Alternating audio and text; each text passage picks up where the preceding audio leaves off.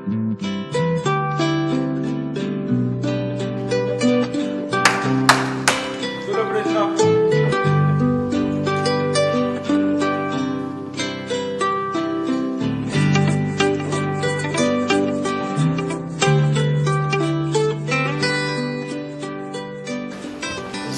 avec un plaisir authentique que nous recevons aujourd'hui à Ouagadougou les membres de la commission éducation, communication et affaires culturelles de l'Assemblée parlementaire de la francophonie.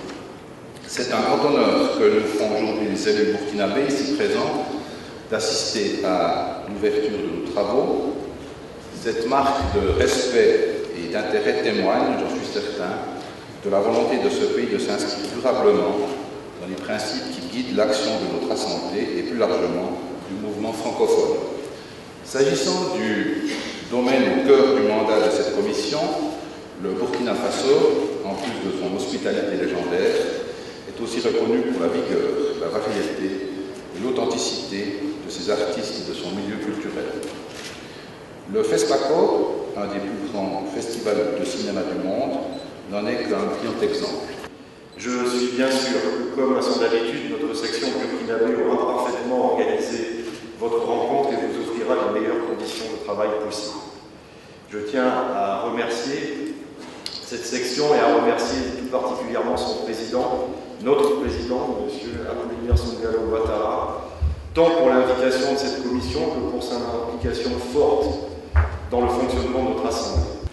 Je voudrais souhaiter la bienvenue à tous ceux qui ont fait le déplacement de Ouagadougou pour la réunion de la commission de l'éducation, de la communication et des affaires culturelles de l'Assemblée parlementaire de la francophonie. Première rencontre que la 5e législature de la 4e République organise pour l'animation de la vie de l'APF, la réunion de la commission de l'éducation, de la communication et des affaires culturelles est très importante, aussi bien pour l'APF que pour nos pays, car l'éducation et la culture constituent des socles qui cimentent la cohésion interne de nos sociétés.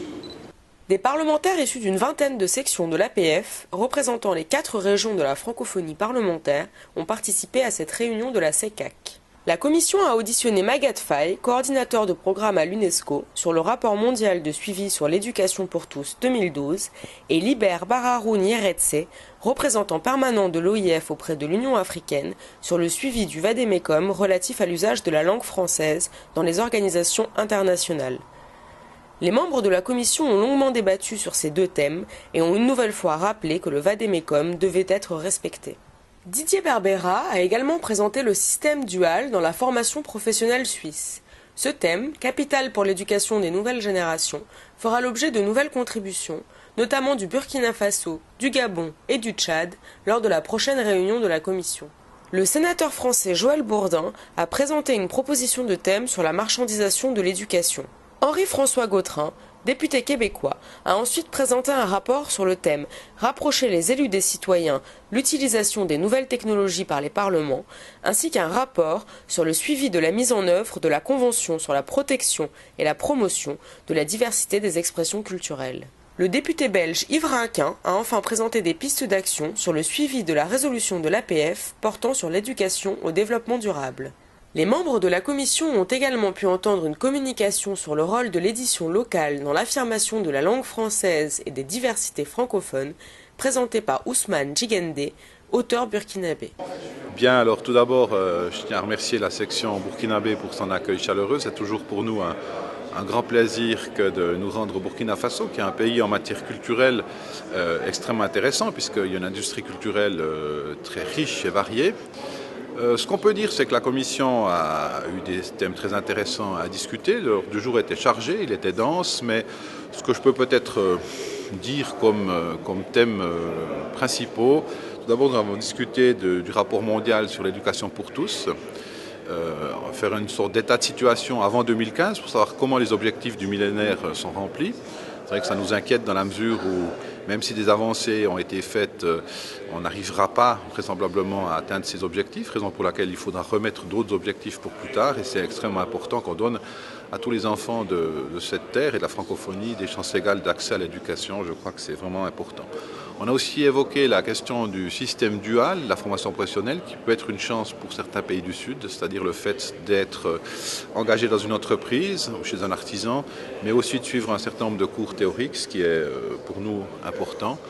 Un sujet aussi qui est récurrent dans notre commission, c'est le vademecum sur l'usage de la langue française dans les organisations internationales. On sait que la situation n'est pas très bonne et il nous apparaît qu'il est important qu'on rappelle au gouvernement membre de l'OIF, donc de la francophonie, le devoir qu'ont ces gouvernements de faire en sorte de parler français lorsqu'ils se trouvent dans des enceintes internationales. Puis ensuite, nous avons discuté du suivi de 2 résolutions. Une résolution sur la diversité culturelle, c'est, vous le savez, un thème qui revient très souvent. Il faut dire que la Commission et l'APF ont eu un rôle déterminant dans l'adoption de cette convention internationale. Et nous avons aussi discuté de la question du suivi d'une résolution que nous avons adoptée l'année passée à Bruxelles sur le développement durable, l'éducation au développement durable. Et c'est vraiment extrêmement intéressant. Donc ces travaux sont des travaux importants et nous continuerons ces travaux. Nous allons concrétiser un certain nombre de mesures par des résolutions lors de la séance qui aura lieu à Abidjan les 10 et 11 juillet prochains.